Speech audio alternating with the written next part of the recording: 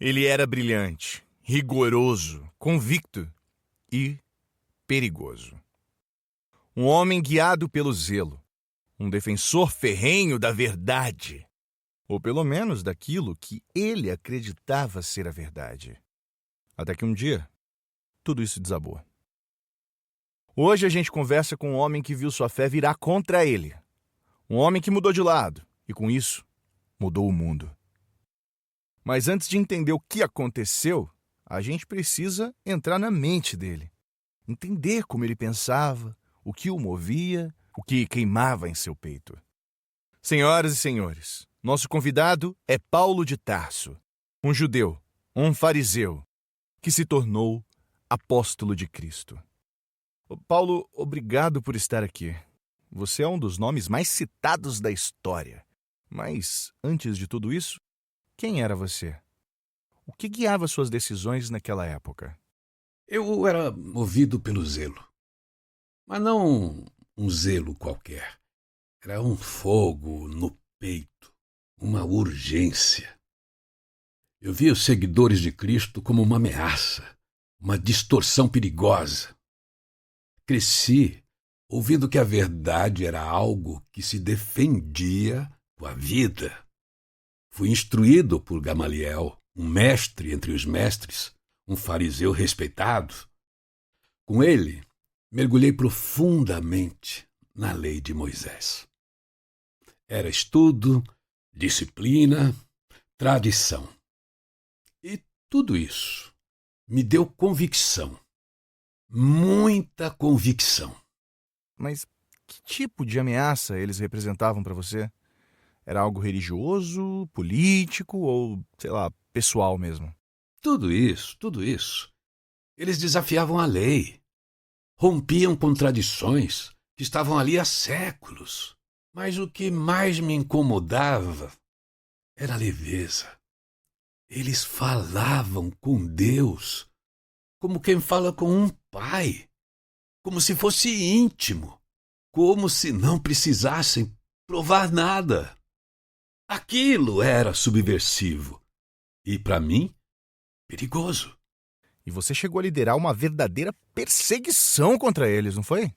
Sim, sim, eu prendi muita gente, muita. Minha fama cresceu por causa disso. Era respeitado, tinha acesso direto ao sumo sacerdote. Uma vez, depois da morte de Estevão, fui até ele pedir cartas.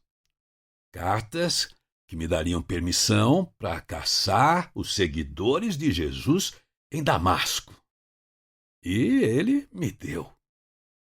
E eu fui com sede, fui com pressa, fui com raiva. Eu tinha certeza de que voltaria com resultados. Mas aí algo aconteceu, não é? Você foi pego de surpresa.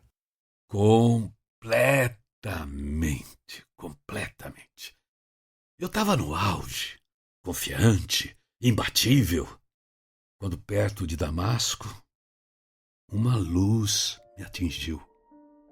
Uma luz forte, uma luz branca, uma luz intensa. Eu caí. Não tropecei, eu caí. Eu simplesmente caí.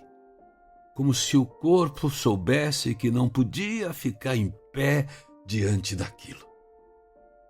E então veio a voz. Saulo, Saulo, Saulo, por que me persegues? Naquele momento, eu percebi. Eu estava cego, literalmente cego, espiritualmente cego. E o sentimento era medo? Medo. Mas não só de punição. Era um medo misturado com reverência, com reconhecimento. Ali, bem ali, eu soube. Ele era real. Jesus era o Messias. Tudo que eu combatia era a verdade que eu não via. Era como se o mundo tivesse virado do avesso. Você falou sobre a intensidade da voz, né? Mas por que tanto medo se o que você ouviu não era necessariamente uma ameaça?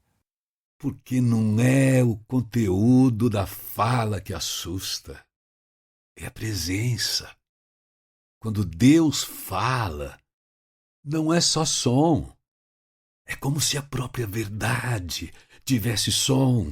É como se cada palavra atravessasse ossos e fosse direto ao espírito.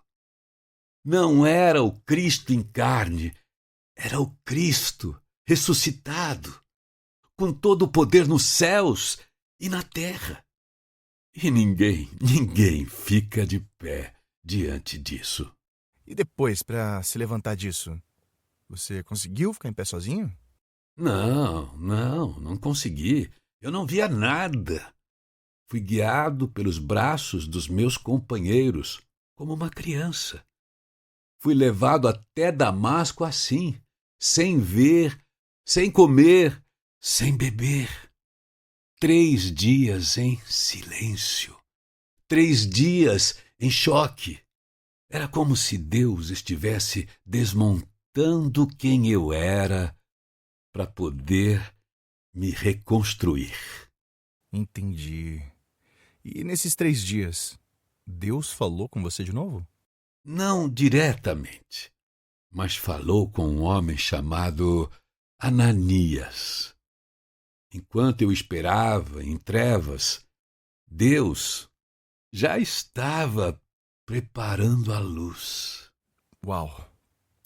Paulo, depois de recuperar a visão, de ser batizado, de se alimentar novamente, o que passou na sua cabeça naquele momento? Foi um alívio? Um plano? Ou dúvidas? Bom, era como se eu estivesse enxergando o mundo pela primeira vez, e não só com os olhos. Tudo parecia novo, frágil. Eu tinha clareza. Jesus era o Messias. Mas o que eu fazia com isso? As Escrituras, que eu conhecia de cor, agora gritavam um nome que antes eu ignorava. Como eu não vi isso antes? Eu me perguntava. Como eu não vi?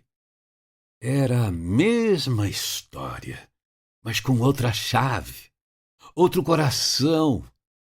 Mas junto com a luz veio a sombra. Os judeus me veriam como traidor. E os cristãos? Eles só conheciam o perseguidor. Eu estava no meio, entre mundos. E mesmo assim, você começou a pregar em Damasco. O que aconteceu aí? Foi coragem? Foi loucura? Por que você fez isso? É inevitável. Aquilo queimava dentro de mim. Eu entrava nas sinagogas e dizia: Jesus é o Filho de Deus. Mas os olhos que me olhavam, eles não viam fé. Viam com medo, viam com desconfiança. Alguns achavam que era uma armadilha, uma farsa, um plano para me infiltrar. Foi um tempo estranho. Eu falava com convicção, mas minha voz ecoava num vazio. Mesmo assim, eu não conseguia parar. Eu não conseguia mais parar. Minha vida já não era minha. E os seus antigos aliados, aqueles judeus que estavam com você antes, como reagiram a tudo isso? Com fúria? Muita fúria. Eles começaram a planejar a minha morte. Era como se o que eu era ofendesse o que eles acreditavam. E ali eu entendi. O mesmo zelo que me consumia antes, agora os consumia contra mim. Era como olhar para o espelho do meu passado. Isso não te paralisou? Você sentiu medo? Ou mesmo raiva? Medo, sim, medo. Sou humano. Mas havia paz. Como se alguém me carregasse. Não tinha raiva. Tinha vergonha. Porque eu via neles o que um dia eu fui. E me perguntava, será que um dia vão me perdoar? Agora me conta, como é que foi escapar de Damasco? Quase inacreditável. Os irmãos me colocaram num cesto e me desceram pela muralha, de noite, escondido. Um fariseu respeitado descendo num cesto. Mas eu não sentia humilhação, sentia propósito. Eu sabia, era o início de um caminho sem volta. E então, Jerusalém, sua cidade, seu lar. Como foi voltar depois de tudo isso? Foi estranho. Cada rua, cada pedra tinha minha história. Mas eu não era mais o mesmo. E o seu primeiro encontro com os discípulos, os seguidores de Jesus? Como é que foi esse encontro? Difícil, muito difícil. Ninguém confiava em mim. E com razão. Para eles, eu era o lobo vestido de cordeiro. A fé deles era forte, mas a prudência era maior. Meu passado gritava mais alto que qualquer palavra minha. Então, no meio de tudo isso, surge Barnabé. Quase que um ponto de luz, né? Barnabé. Deus o usou como abrigo para minha alma. Ele me ouviu. E mais, ele acreditou. Ele me levou até os apóstolos. Falou por mim. Com ele, eu entendi. É assim que o reino funciona. Alguém estende a mão, mesmo quando o mundo inteiro ainda duvida de você. E aí você se encontrou com Pedro, o João. Como é que foi esse momento? Intenso. Ali estavam os que andaram com Jesus, que o viram, tocaram. E eu? Eu tentei destruir o que eles construíram. Mas dentro de mim havia algo novo, uma chama. E eles me ouviram, testaram meu coração. Talvez não tenham confiado de pronto, mas senti que fui aceito, ou pelo menos incluído. E isso para mim já era um milagre. E aí você começou a pregar em Jerusalém. Mesmo com toda essa tensão? Sim, falava com os helenistas, os judeus de fora, meus antigos reflexos. Alguns escutavam, outros se enfureciam. A perseguição voltou. E eu entendi. Ainda não era o meu tempo ali. E foi isso que te levou a sair de Jerusalém. Sim, os irmãos me protegeram. Me levaram para Cesareia, depois Tarso, e no silêncio da estrada eu senti algo estranho. Frustração e paz. Frustração, porque eu queria reparar o mal que fiz. Mas paz, porque eu sabia. Não era mais eu quem guiava os passos.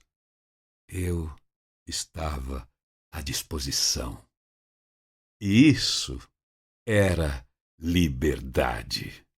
Paulo, depois de tudo o que aconteceu em Jerusalém, você retornou para Tarso, né? Sua cidade natal.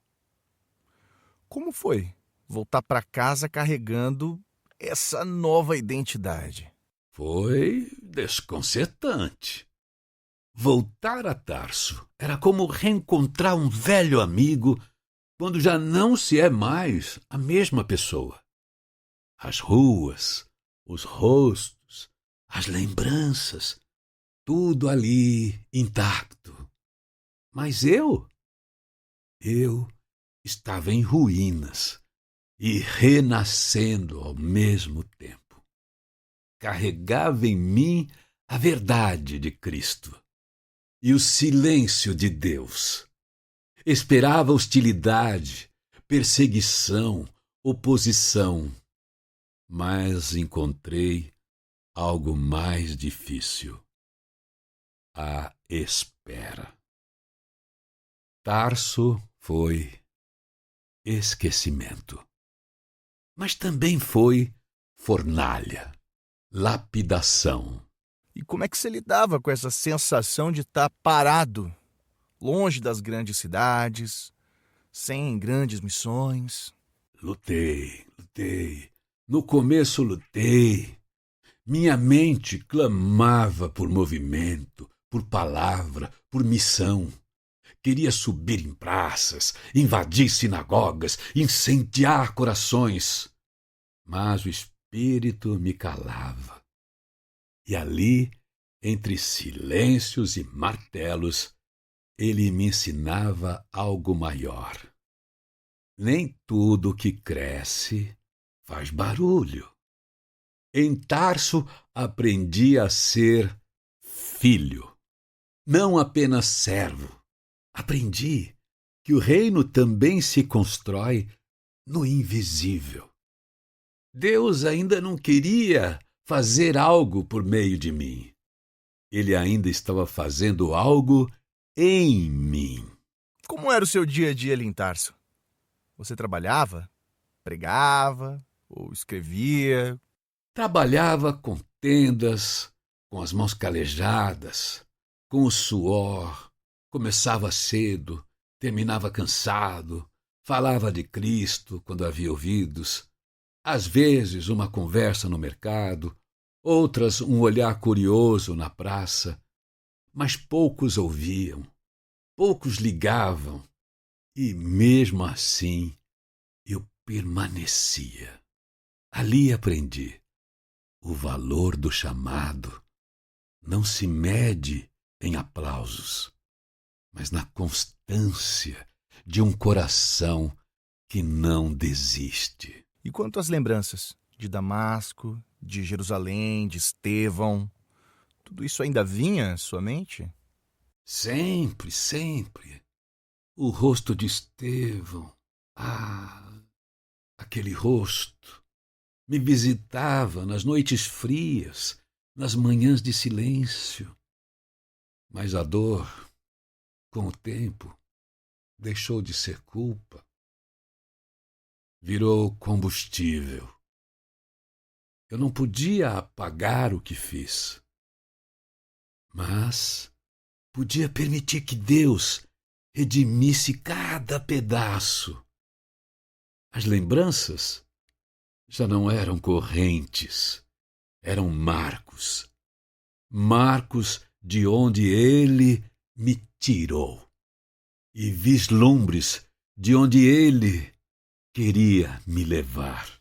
E no seu período em Tarso, você traz hoje uma memória, uma marca do que aconteceu naquela época? Sim.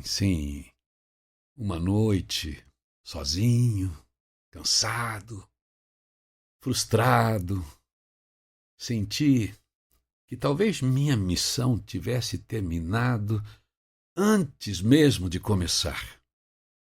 E então, um sussurro, como vento no espírito. A semente precisa morrer antes de dar fruto. A semente precisa morrer antes de dar fruto. Naquele instante, entendi. Eu ainda estava morrendo. Morrendo para mim, para os meus planos, para a pressa. Tarso era meu túmulo, mas também meu ventre. Foi ali que comecei a entender o que é viver pela fé, mesmo quando nada ao redor parece acontecer. E Paulo, e quando Barnabé veio te buscar em Tarso para ir a Antioquia, o que você sentiu? Senti o céu se movendo de novo. Anos de silêncio e de repente uma voz. Barnabé. Era como se Deus dissesse agora.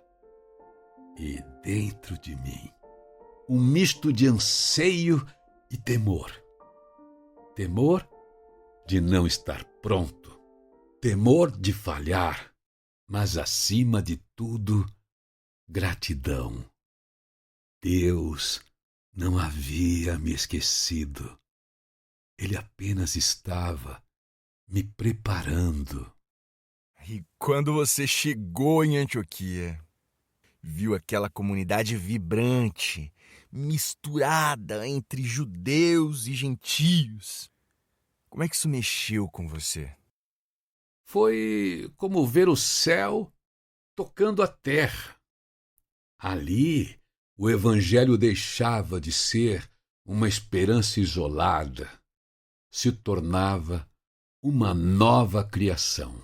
Gente de toda parte, cores, línguas, histórias diferentes, todos debaixo da mesma graça. Foi ali que percebi.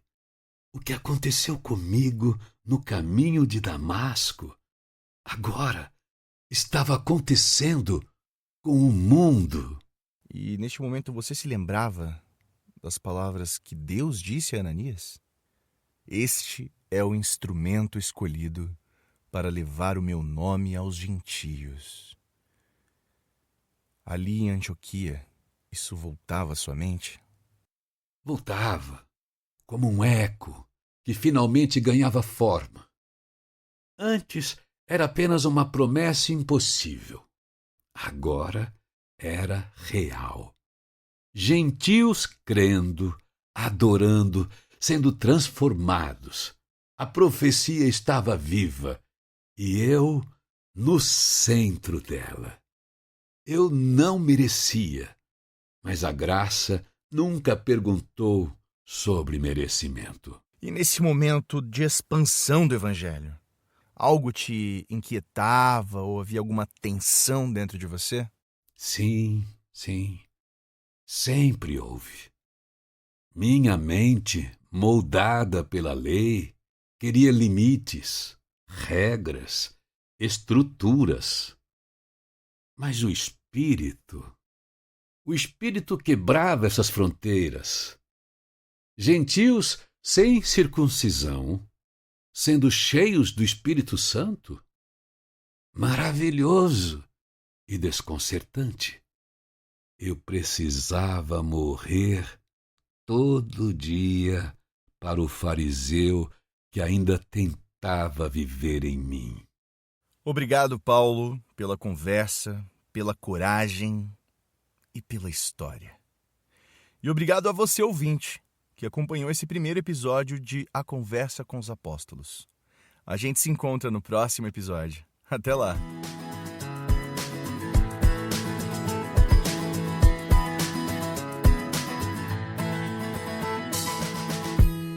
Esse podcast foi editado e produzido por Audiolabs.